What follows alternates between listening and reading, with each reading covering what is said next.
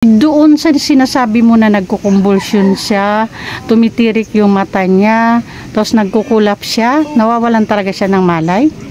As in, ano talaga to, nanduduon siya. Tapos nangingitim siya, buong katawan? Lahat ng katawan niya. Good morning po sa ating lahat. Subscribe po natin. Edna Condor. Kalinga partners na kami sa Samar. Northern Samar. Ayan. Salamat po mga kalinga. Thank you po, Kuya Val. Salamat. Hindi siya basta babae lang, siya'y haligi kahit nag-iisa. Sa mundong magulo, siya ang paalala na may liwanag ba. Edna Condor, huwarang tunay, sa bawat laban tasno ang taglay. Tumutulong sa kapwa sa dukha't nangangailangan. Deputy ng grade, sa tapang walang kapantay. Sa bawat video may pusong alay, kwento ng buhay para sa tunay na gabay. Hindi lang inspirasyon, kundi aksyon. Sa channel niya, damang-damang malasakit at misyon. Good afternoon mga kanay-nice, mga kalinga partners. Andito tayo ngayon sa Purok 5, Barangay Kababtuan, Pambuhan, Northern Samar. Andito kami ngayon mga kanay-nice kasi mayroon pong nag-chat sa atin. May nirecommend po dito na sana daw mabisita natin. Baby po ito. So, puntahan natin mga kanay-nice, alamin natin kung anong sitwasyon ng nakakaawang baby daw na ito. Samahan niyo ko mga kanay-nice. Siyempre kasama natin Pim-Pim, ang kasangga pag wala ang team. Ayan, kasama natin yan. Mga kanay-nice, kalinga partner, samahan niyo po ako.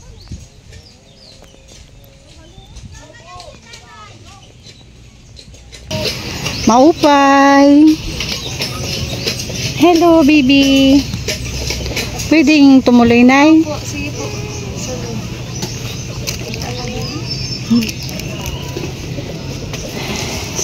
Ayan. Siya na sambar. Musta? Okay lang. Okay, ganda. Musta, baby?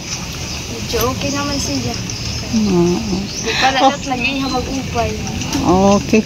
O nanay, bago tayo tumuloy sa kunting kwentuhan, gusto ko lang ipaalam muna sa'yo na itong interview mo ngayon is ipopost po namin ito sa YouTube, sa channel ko.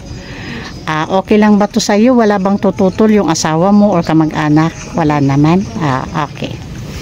Kasi minsan may mga senaryo sa amin na kung kailan i-upload na, saka may nagsasabi na hindi pwede kasi nahihiya or ano lang ng mga reason nila. So kaya inuuna na po namin yung paalam sa mga bago namin interviewin. So bago yan ay magpakilala muna ako. Ako si Edna Condor, kalinga partners po. Ano po pangalan ni nanay? Jinilin Lagarto po. Ano po? Jinilin Lagarto. Jinilin Lagardo? Opo. Ilang? Lagarto? Opo. Okay. Jinilin Lagarto. Ilang taon na si nanay? 20 po. 20. Ay, bata pa si nanay, nag-asawa. Opo, si Dinti nag-asawa. Ilan anak ni nanay? Isa lang. Ito lang. Opo. So, panganay mo to? Asan si tatay? Andun, nagkakarga ng lukad. Ayun yung hanap buhay niya? Opo. Magkarga na. Ilang taon man si tatay? 23. 23. 3 years ahead sa'yo. Opo. Anong ibang hanap buhay ni tatay? Nagbaback riding. Nagbaback ride tapos nagbabaggage.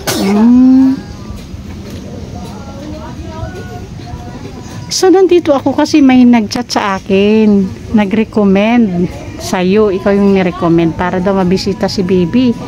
Ngayon, Nanay Jinilin? Nanay Jinilin, anong problema ni baby? Nandiliat siya. Parang as in loom na loom talaga siya.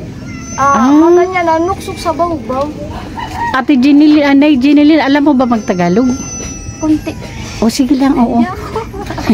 Okay lang para sa viewers lahat. Parang kinukumbulusyon po siya. Pero wala naman lagnat. Ibig mong sabihin, doon sa sinasabi mo na nagkukumbulsyon siya, tumitirik yung mata niya, tapos nagkukulap siya, nawawalan talaga siya ng malay? Opo. Natutuwa? As in, ano talaga to, nanduduon siya. Tapos nangingitim siya, buong katawan? Lahat ng katawan niya. Talaga? Pero wala siyang lagnat wala. sa mga pagganyan. Wala, normal lang po siya, normal. Kahit nung nagkukulaps na siya, natutumba, wala siyang lagnat nun? Wala. Normal Talaga? lang, naglalaro siya. Ganun lang po. Sa isang 3 beses siya na na para nang gugulusyon, pero wala naman lagnat. Sa isang linggo, 3 beses Sa siya isang araw. Ay, sa isang araw? Oo. May baby, wawa naman ikaw. Oo.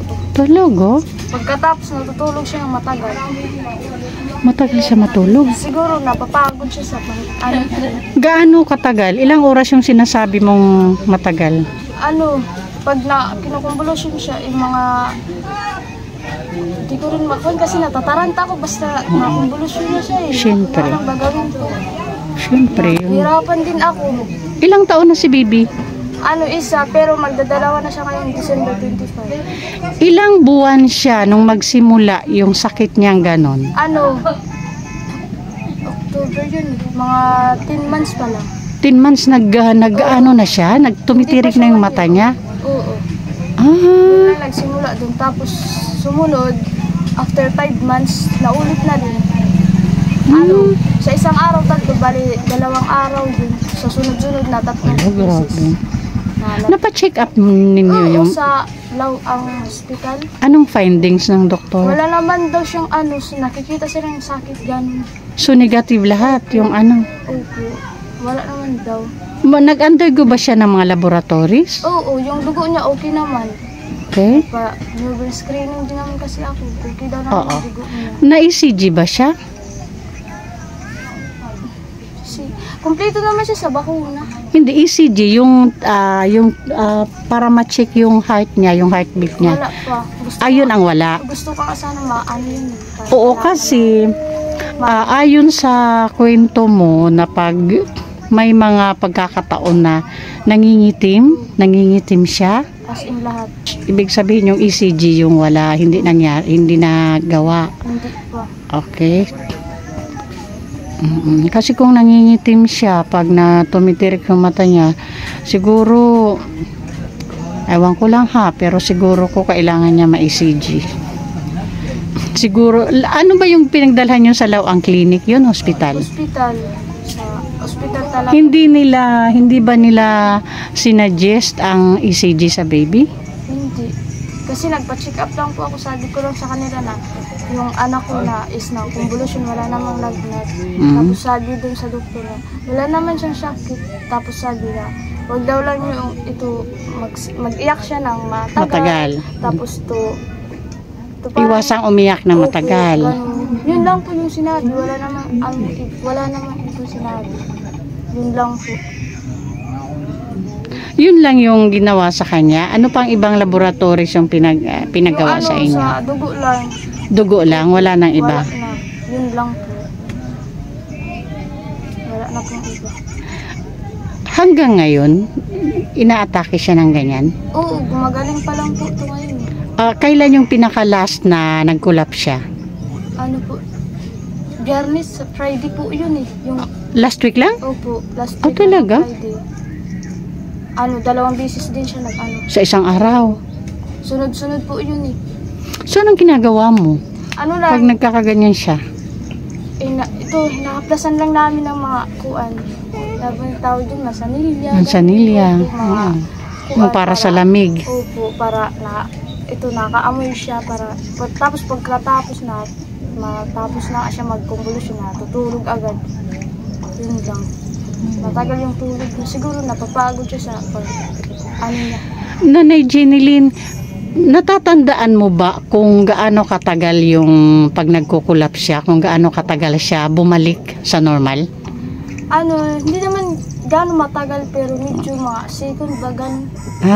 Okay. 15 seconds ata ganun. Ito din Tapos pagkatapos iyak na. Yung pangingitim niya pagkatapos ng magkulap siya, yung pangingitim niya nawawala agad? Opo. Bumabalik agad? bumabalik agad pag pag okay na siya. Mula sa mukha talaga, nangingitim siya Mukha, buong kamay, tapos ito lahat. paa. Opo, lahat po talaga. Wala po makikita ang bag red dyan sa mukha niya. Wala. So hindi pa to nadala sa Katarman sa para sa check-up, wala pa. Po. Hindi pa. Sa lawang lang kami. Jenny Lynn, napag-alaman ko din na yung asawa mo din may problema din. Ano po yun? Ano, na parang nagpo-collapse din siya sa hindi siguro sa anak niya. Pag natataranta din siya. Oo, natataranta. Hindi siya kumakain. Kaya ayun, kumukulapse din siya. Nagkukulap. Oo. Gaano naman kadala si tatay atakihin din nung nararamdaman niya? Pumunta kami sa isang beses, pero matagal.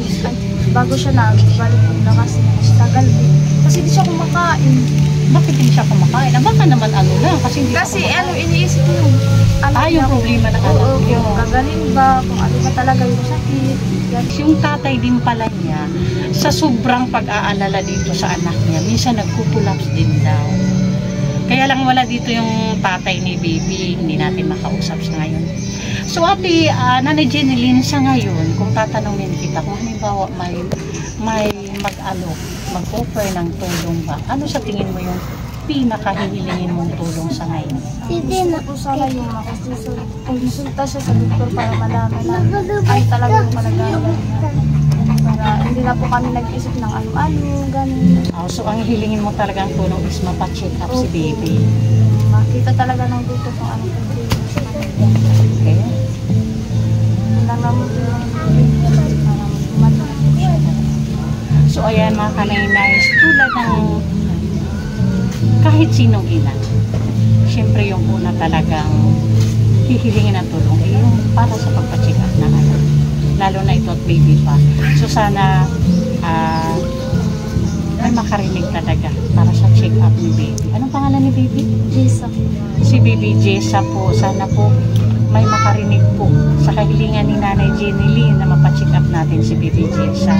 Kasi grabe, hindi biro, yung isang araw, minsan 2 beses siyang nagkukulang or 3 beses, tapos yun nga, nangingitim daw talaga siya buong katawan. So may something talaga sa health ni baby, klarado talaga na kailangan niya ng medical attention. So nanay, since wala si tatay, hindi ko nahintayin si tatay, siguro sunod na lang. Oo. May dala akong bigas para sa inyo.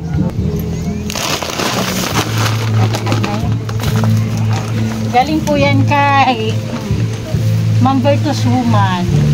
Ma'am Bertus, thank you po. Ito po yung bigas na binigay mo para pantulong kasama doon sa pa-birthday mo sa amin. Birthday mo. Thank you po Ma'am Bertus. Nanay Jenny Lynn, ano po masabi mo kay Ma'am Bertus? Maraming salamat po sa ating tulong sa akin. Thank you po. Sana po matulungan yung anak ko.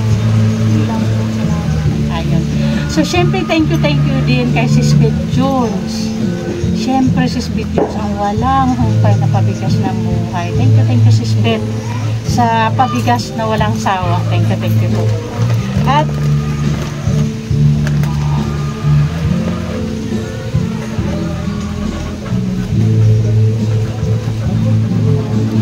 Nay Jenny Lynn, ito, bili mo na lang ng ulam. Ma'am Pinky Papi, ito po, bigyan po natin ng 200 si Nanay Jenny Lynn. Kung po sa binigay mong pang tulong, bigyan po natin ng 200 si Nanay Jenny Lynn pang tulong. Salamat po. Ma'am Pinky Papi. Maraming salamat po Ma'am Pinky sa binigay po sa amin. Salamat po mga tulong na po sa amin ng ilan. Nanay Jenny Lynn, ramdam ko yung nararamdaman mo bilang nanay. Kasi lahat ng nanay talaga, pagdating sa ating mga anak, lalo na sa health ng ating mga anak. Number 1 po tayo. Kung may nararamdaman po yung anak natin, feeling natin ng mga nanay, 5 doble po yung nararamdaman natin sakit pagdating sa mga anak natin. Kaya ramdam ko po si nanay. Sana, Nanay Jenny Lynn, tulungan tayo sa pag-treat. Na sana may makasagot agad sa check-up ni baby. Kasi ako mismo sa tingin ko, hindi biro yung ganyan kay baby Jenny Lynn, ay Jessa. So, kailangan talaga niya mag-check up agad. So, tulungan lang tayo mag-pray namin dito. Para masagot agad yung kapatid. Nakatingin siya sa akin, hindi kumukurap. Para makapacheck up agad siya. Check up tayo. Huh? Ay, dumididi pa pala siya. Ay, naku mga kanay-nice. Ang lakas ng ulan. Pasensya na ang ingay ng ng monitor natin. So, ayan Nay. Tulad ng sabi ko, tulungan na lang tayo mag-pray na sana mabalikan kita agad. Ang process po ng aming vlogging is pagka-upload ko po nitong video, tapos may sponsor na magbigay ng tulong na kahilingan mo para sa check-up ni Baby Jessa. Yun po yung time na babalik agad ako dito, ha? Para magawa ka agad natin kung ano yung dapat gawin kay Baby Jessa. So, dumididi pa siya sa'yo. Naawa kasi ako pag parang nilipas ko na siya. Gusto ko dumididi lang siya. Pero kumakain na siya ng rice? Nagra-rice na siya. Gulay. Good. Oo. So, ibig sabihin, wala pang 1 year si baby, nakitaan nyo na ng yung pagtirik na mamata niya. Nung nagbubuntis ka ba kay Baby Jessa, nagkakasakit ka ba? Hindi naman. Wala naman. Malakas lang ako. Hindi ka sickly nung mga time na pinagbubuntis mo si Baby Jessa. Maliit lang yung kanto. Isang malaki. Hindi naman ako magkakasakit. Parang normal lang. Normal din yung panganak mo. Opo, normal. Sige, yan lang ate ha. Tulungan na lang tayo mag-pray na sana may sponsor agad na makasagot sa check-up ni baby ha. So ibig sabihin hindi naman siya sakitin Yun lang talaga yung problema sa kanya. Yun lang, wala naman siya sakit. Na iba, pero yun lang talaga na yung nangingitim siya, nagkukulaps at tumitirik yung mata niya, ganon. Okay, so ayan baby. Bye-bye. Bye-bye. Nakatingin siya sa akin kanina, hindi ko bukurap. Bye-bye. Bye-bye. Siguro sabi niya, sino ba to? Ngayon ko lang naman to nakita. Nakikipag-usap sa akin. Sangkay kit, sangkay. Ay, diba? Sino ba ko noon? Ngayon ko lang nakita, nakikipagsangkay. Sangkay kit, ha? Sige, kaysa sunod, dadaan ko ikaw biscuit, ha? Para sangkay na kit next time, ha? Natakot ako sa sama. Okay, bye-bye, Nanay Ginalyn. Salamat. Oo. Ayan mga kanay-nice. As always, Nanay Mary Chris. Kasama natin. Ayan, pa-support po sa ating founder, Kuya Val Santos Matubang, ang ama ng Kalingap. Siyempre, Ate Edna Vlogs and Kalingap para po sa patuloy na paglingap. And thank you sa ating mga sponsors na palaging andyan para sa ating patuloy na paglingap. Siyempre, Manay Terry Anderson, Ma'am Hawaii, Sis Beth Jones, Miss Irene Debbie, Sangka Ima Vlog, Sis Marcelina Fedorovics, Sis Marites Atienza, of course, Ma'am Sally Negan, Sis Clearanzan Malinika, at Ma'am Beverly Prinso. Sana hindi po kayo magsawa sa pakikiisa sa ating advocacy dito sa Northern Samar. Of course, Nanay Mary Chris, thank you much. Musta ang Nanay Mary Chris ng buong Buringot? Ito, okay lang po. Palagi naman siya okay. Pero mas happy siya ngayon. Masabi kung may bangka. Hindi, mga Nainés, mas happy siya ngayon. Kasi magpapasko na po. Mamamas ko na lang. Okay. Mga Nainés, Kalingap Partners, pa-support din po. Dating Griti Moreno, hindi ba ang Abadyo Bitgrit. Ay, yung lingkod po, Nainés, Ida Condor. Yaski TV, Nelson TV Official, Limix TV. Pa-support po. And syempre sa ating mga volunteers na nagsisimula po sa paglingap, sa pagchacharity.